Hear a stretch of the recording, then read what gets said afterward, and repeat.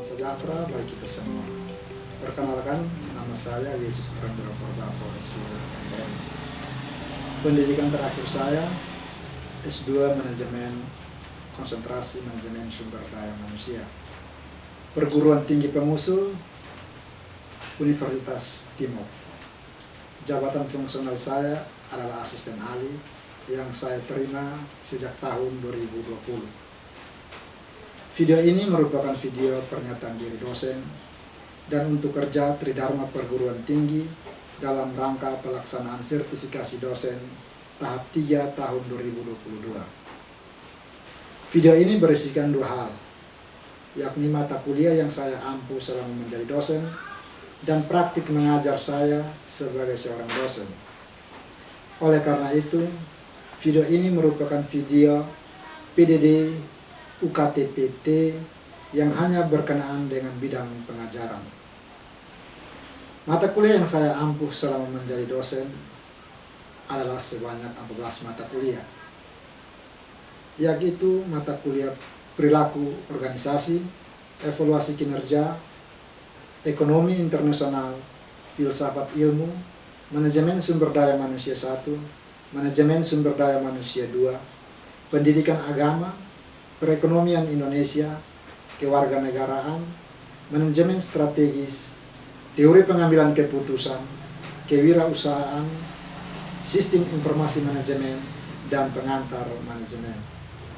Dari ke-14 mata kuliah di atas, ada sebanyak 11 mata kuliah yang sesuai atau linear dengan bidang ilmu saya, yaitu ilmu manajemen, dan sesuai dengan konsentrasi saya, yaitu manajemen sumber daya manusia.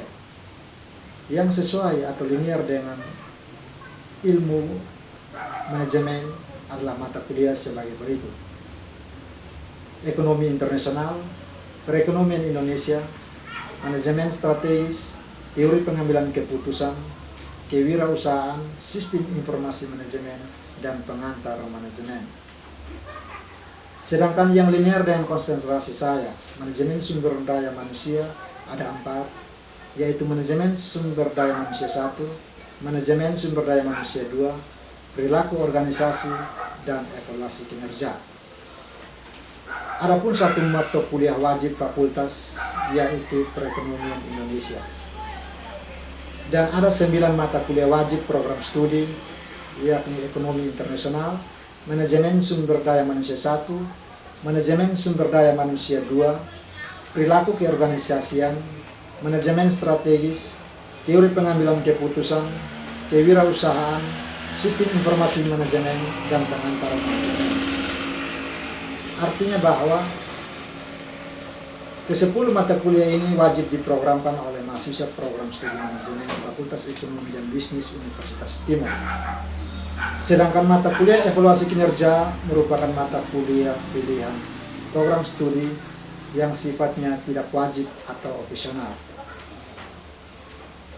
Dan adapun mata kuliah yang tidak linear dengan disiplin ilmu saya, yaitu mata kuliah filsafat ilmu, pendidikan agama, dan kewarganegaraan. Ketiga mata kuliah tersebut merupakan mata kuliah umum yang diajarkan pada mahasiswa di program studi lainnya di Universitas Timur selain mahasiswa program studi manajemen. Saya dipercayakan untuk mengajar ketiga mata kuliah yang tidak linear dengan disiplin ilmu saya karena keterbatasan dosen di program studi manajemen. Perincian mata kuliah per semester selama saya menjadi dosen sebagai berikut. Pada semester genap tahun akademik 2016-2017, saya dipercayakan untuk mengampu mata kuliah evaluasi kinerja, ekonomi internasional, dan filsafat ilmu. Pada semester ganjil 2017-2018, saya dipercayakan untuk mengampu mata kuliah manajemen sumber daya 1, pendidikan agama, dan kewarganegaraan. Pada semester genap 2017-2018, saya dipercayakan untuk mengampu mata kuliah evaluasi kinerja, filsafat ilmu, pendidikan Pancasila, dan manajemen sumber daya manusia 2. Pada semester ganjil 2018-2019, saya dipercayakan mengampu mata kuliah teori pengambilan keputusan, perilaku organisasi, dan pendidikan agama. Pada semester genap tahun 2018-2019, saya dipercayakan untuk mengampu mata kuliah manajemen strategi, ekonomi internasional, dan evaluasi kinerja. Pada semester ganjil 2019-2022, saya dipercayakan mengampu mata kuliah perilaku organisasi, sistem informasi manajemen, dan kewirausahaan. Pada semester genap 2019-2020, saya dipercayakan mengampu mata kuliah ekonomi internasional, manajemen sumber daya manusia 2, dan evaluasi kinerja. Dalam video ini, saya tidak menguraikan secara mendetail semua mata kuliah yang pernah saya ampu. Namun saya hanya menguraikan satu mata kuliah, yakni mata kuliah perilaku organisasi, yang nanti saya akan lengkapi dengan video praktek pembelajaran. Mata kuliah perilaku organisasi merupakan mata kuliah yang memfokuskan kajiannya pada individu, kelompok, dan organisasi. Tataran terendah yang dibahas dalam mata kuliah ini adalah individu, dan tataran tertinggi yang dibahas adalah organisasi. Deskripsi singkat keterkaitan antara individu, kelompok, dan organisasi dijelaskan sebagai berikut. Individu adalah seorang yang mempunyai peranan dalam masyarakat atau dalam sebuah organisasi. Posisi individu dalam organisasi memiliki level yang berbeda-beda. Sedangkan kelompok adalah satu unit yang terdapat beberapa individu yang mempunyai kemampuan untuk berbuat dengan cara dan atas dasar kesatuan persepsi dalam menggapai tujuannya. Sedangkan kelompok adalah sekumpulan dua orang atau lebih yang satu sama lainnya saling berinteraksi dalam mencapai tujuan bersama.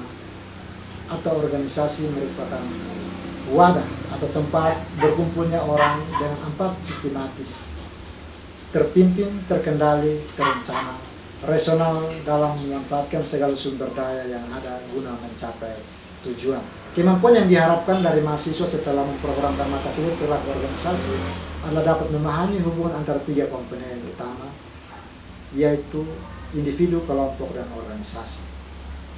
Yaitu perilaku individu bisa dipengaruhi oleh kelompok di mana individu tersebut berada.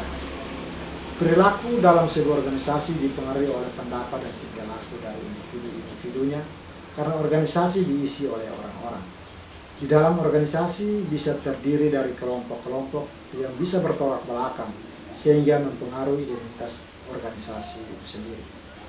Perubahan nilai dan norma di dalam sebuah organisasi dipengaruhi oleh orang-orang di dalamnya. Maka dari itu, arah sebuah organisasi tentunya dipengaruhi oleh individu dan kelompok yang ada dalam organisasi tersebut. Selain itu, mata kuliah ini penting karena mata kuliah ini merupakan mata kuliah prasyarat untuk memprogram mata kuliah evaluasi kinerja. Dalam mata kuliah perilaku organisasi ini, saya menambahkan satu materi yang dianggap baru dan belum pernah diajarkan oleh dosen pengampu sebelumnya, yakni materi tentang proses pengambilan keputusan.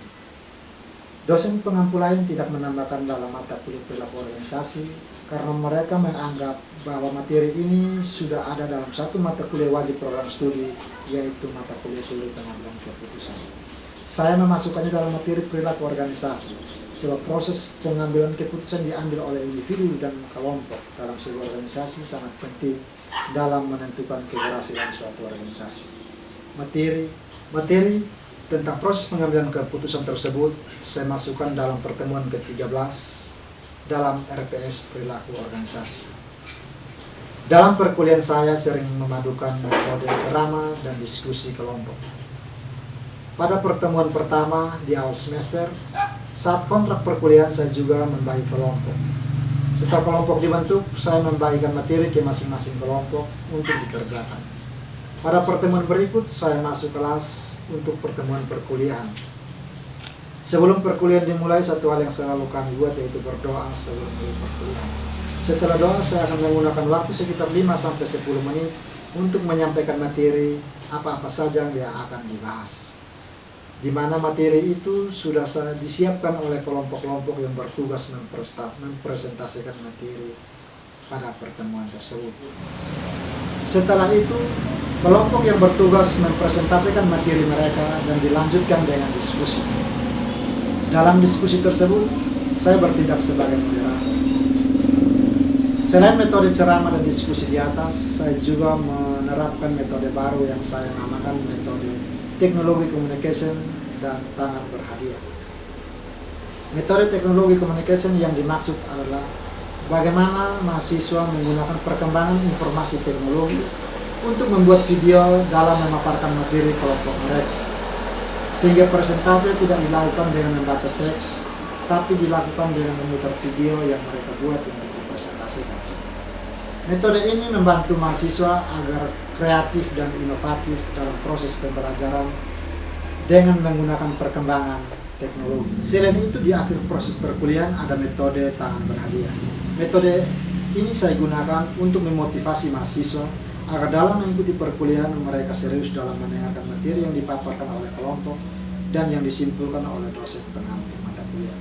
Metode tangan berhadiah yang selama ini saya buat di akhir pertemuan dan di dalam diskusi sejauh ini membantu mahasiswa untuk mendengarkan dengan tenang dan saksama materi yang diajarkan pada pertemuan tersebut. Setiap kali di akhir pertemuan pasti ada pertanyaan yang diajukan, dan tangan mahasiswa siapa yang diangkat terlebih dahulu untuk menjawab pertanyaan tersebut dengan benar, ia akan mendapat bonus dari dosen pengampu mata kuliah. Bonus tersebut bisa berupa uang, nilai, dan lain-lain, tergantung dosen pengampu. Penilaian yang saya terapkan adalah penilaian proses dan hasil. Penilaian proses dilakukan saat proses perkuliahan berlangsung, sedangkan penilaian hasil dilakukan untuk menilai seluruh tagihan mahasiswa berbentuk tulisan seperti tugas, UTS, dan UAS.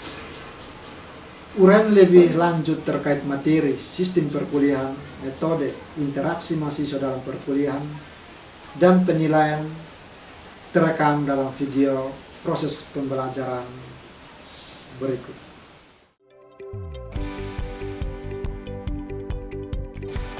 Selamat siang, Pak. Siap.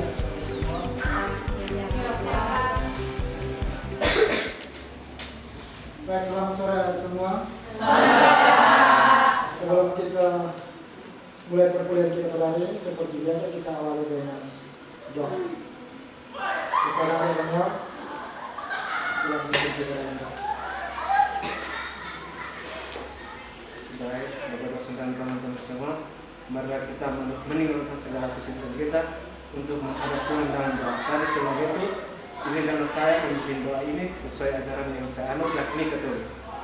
Dalam nama Bapa, Yang Bapa dan Putra dan Roh Kudus. Amin. ya Tuhan Yesus Kristus, puji dan syukur kami hadir di hadirat-Mu karena atas berkat dan perlindungan-Mu, karena Engkau telah membimbing kami dari tadi hingga sekarang. Sekarang ini kami akan memulai mengikuti kegiatan perkuliahan. Semoga Roh Kudus-Mu agar melindungi kami, menyertai kami dari awal perkuliahan hingga akhir perkuliahan, sehingga perkuliahan ini dapat berjalan dengan baik dan benar sesuai dengan rencana-Mu. Semua doa dan permohonan ini kami sampaikan kepadamu dan perantaraan Kristus Tuhan kami. Amin. Dalam nama Bapa Dan nama Bapa dan Putra dan Roh Kudus. Amin.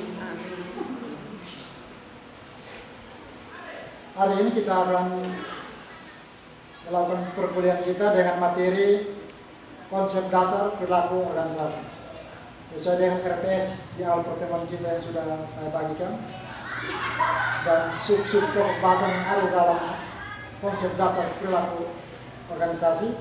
Yang pertama kita akan membahas tentang latar belakang perkembangan perilaku organisasi. Yang kedua kita akan membahas tentang pengertian perilaku organisasi. Yang ketiga kita akan mempelajari tentang tujuan mempelajari perilaku organisasi. Dan yang keempat kita akan belajar tentang karakteristik perilaku organisasi. Dan yang terakhir kita akan melihat sumbangan beberapa ilmu pengetahuan terhadap perilaku organisasi. Materi-materi ini akan dibahas oleh kelompok 1. Kelompok 1 siap? Siap. Kepada kelompok yang akan mempresentasikan materi tentang konsep dasar perilaku organisasi, Pak silakan.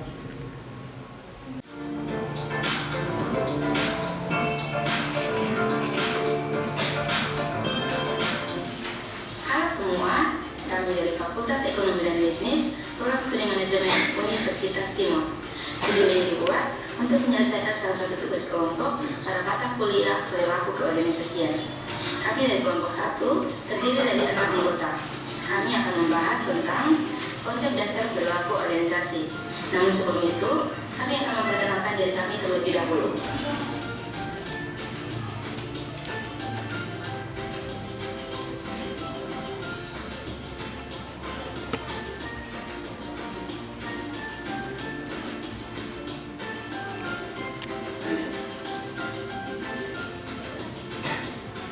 Oke, itulah perkenalan dari kami. Saya Dona Elizabeth Sani. Di sini saya akan memandu video pembelajaran pada kesempatan kali ini. So, langsung saja ini dia video pembelajarannya. Perilaku organisasi hakikatnya berdasarkan kadar ilmu perilaku itu sendiri yang dikembangkan dalam pusat perhatiannya pada tingkah laku manusia dalam suatu organisasi. Kerangka dasar bidang pengetahuan ini didukung oleh dua komponen atau manajer bidang pada dimensi konsep atau dimensi manusia, maka akan menimbulkan stres sehingga adanya suatu kebutuhan akan pemahaman teori yang didukung oleh kemanusiaan, psikologi industri, dimensi manusia dalam organisasi. Pendekatan dan aman. Karena pendekatan dari ilmu perilaku organisasi ternyata berhasil menggantikan berbagai pendekatan dan dapat diterima untuk memahami aspek-aspek manusia sebagai suatu dimensi dalam organisasi.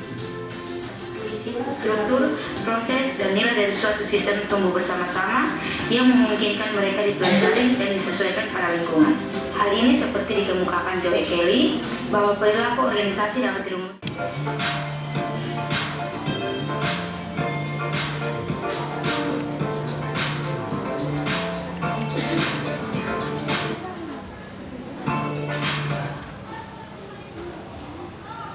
Baik, adik-adik semua, setelah kita mendengarkan materi yang dipaparkan oleh kelompok 1, saatnya kita masuk kepada sesi diskusi. Bagi adik-adik yang belum paham tentang materi yang tadi disampaikan oleh kelompok 1, soal konsep dasar perilaku organisasi dengan 4 item yang dibahas, silakan untuk bertanya. 3 orang menang. Ya. Penanya pertama, silakan. Selamat siang Bapak dosen dan teman-teman. Terima kasih atas kesempatan yang diberikan kepada saya. Perkenalkan, nama lengkap saya Ana Lorenza Olin, NPM 41200016. Di sini saya mau bertanya, dalam mengenal perilaku organisasi, tentunya kita harus paham tentang teori organisasi dan perilaku organisasi. Nah, yang jadi pertanyaan saya, tolong kelompok jelaskan perbedaan antara teori organisasi dan perilaku organisasi itu sendiri. Terima kasih. Kepada kelompok, silakan untuk menjawab pertanyaan dari kelompok ini. Silakan. Baik, terima kasih untuk kesempatan yang diberikan. Jadi kami akan menjawab pertanyaan pertama dari teman Ensa. Pertanyaannya, perbedaan teori organisasi dan perilaku organisasi. Yang pertama, teori organisasi itu adalah disiplin ilmu yang mempelajari struktur dan desain organisasi. Sedangkan perilaku organisasi adalah telaah dan penerapan pengetahuan tentang bagaimana orang-orang bertindak di dalam organisasi. Yang berikut, teori organisasi itu memfokuskan pada pandangan makro, unit-unit analisisnya adalah organisasi itu sendiri, memperhatikan kemampuan organisasi secara keseluruhan untuk menyesuaikan diri dan mencapai tujuan yang diinginkan organisasi. Sedangkan perilaku organisasi mengambil pandangan mikro, memberi tekanan kepada individu dan kelompok kecil. Sekian. Ya, baik. Terima kasih untuk kelompok 1 yang sudah memaparkan materi mereka tentang konsep dasar manajemen perilaku organisasi. Kepada kelompok, silakan.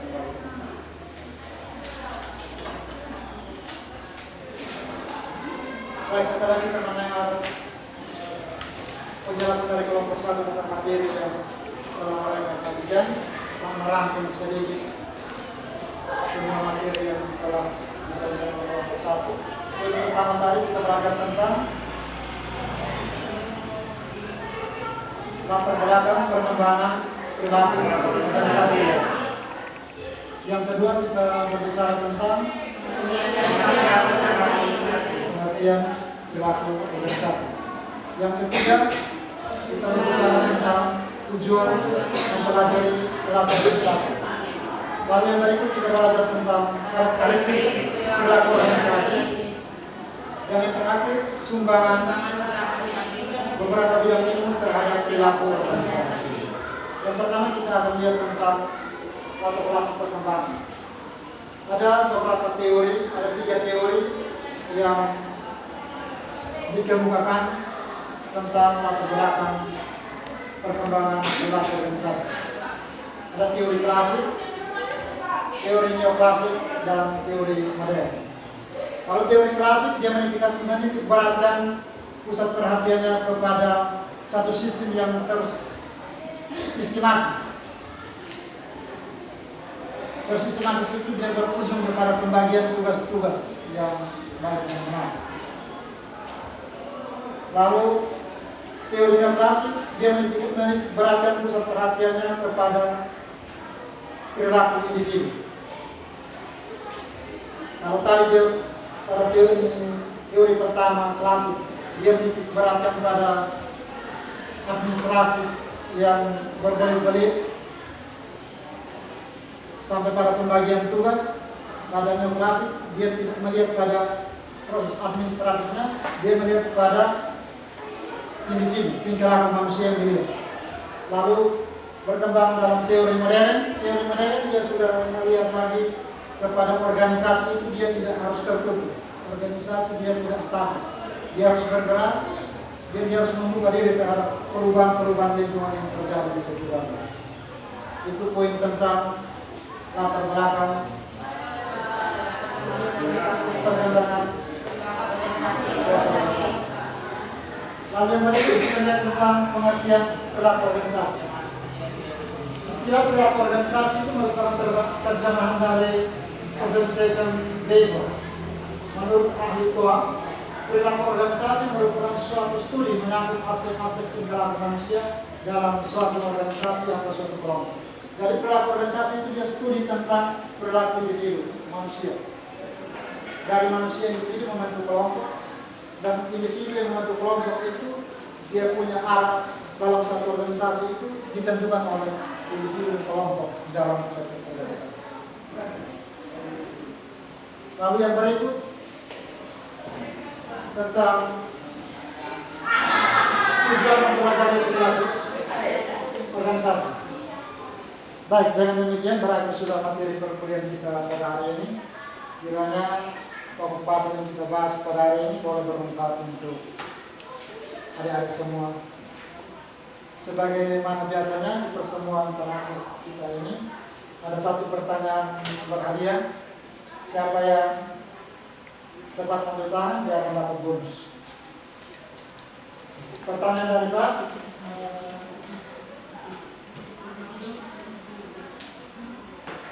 Bagaimana sumbangan ilmu ekonomi terhadap perilaku organisasi?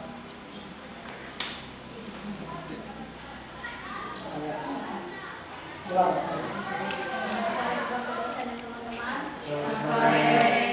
Terima kasih atas kesempatan yang diberikan kepada saya. Nama saya Siswa Putri, NPM 41200134. Sini saya akan menjawab pertanyaan dari Bapak Dasar. Jadi ilmu ekonomi menjelaskan tentang perilaku individu ketika mereka dihadapkan pada suatu pilihan. Ilmu ekonomi juga memberikan sumbangan dalam proses pengambilan keputusan. Terima kasih.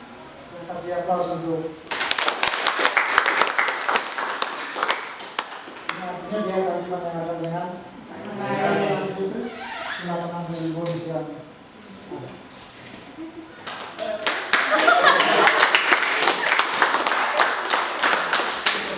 Pertemuan kita minggu depan kita akan bertemu lagi dengan kelompok berikut, diarahkan kepada kelompok berikut untuk mempersiapkan diri dengan baik. Kita akhiri pertemuan kita ini dengan Doa. Teman-teman, sebelum kita mengakhiri proses perkuliahan kita pada hari ini, marilah kita mengakhirinya dengan doa. Saya akan memimpin doa ini sesuai dengan iman kepercayaan saya, yaitu agama Katolik. Dalam nama Bapa dan Putra dan Roh Kudus. Selamat sore Allah Bapa, Allah Putra, Allah Roh Kudus dan Roh Maria. Kembali lagi kami datang menghadap hadirat Bapa. Kami mengucap syukur dan terima kasih atas penyertaan dan perlindungan Bapa dari awal kuliah kami, pertengahan hingga boleh berakhir dengan baik. Kiranya apa yang kami dapat pada hari ini dapat bermanfaat bagi masa depan kami. Bapa di surga, sebentar lagi kami akan menjalankan kami masing-masing. Kiranya Engkau berkati perjalanan kami, hingga kami dapat tiba di rumah kami masing-masing dengan selamat. Bapa di surga, semoga dengan harapan ini kami sampaikan di peran Kristus Tuhan kami. Amin. Dalam nama Bapa dan Putra dan Roh Kudus. Amin.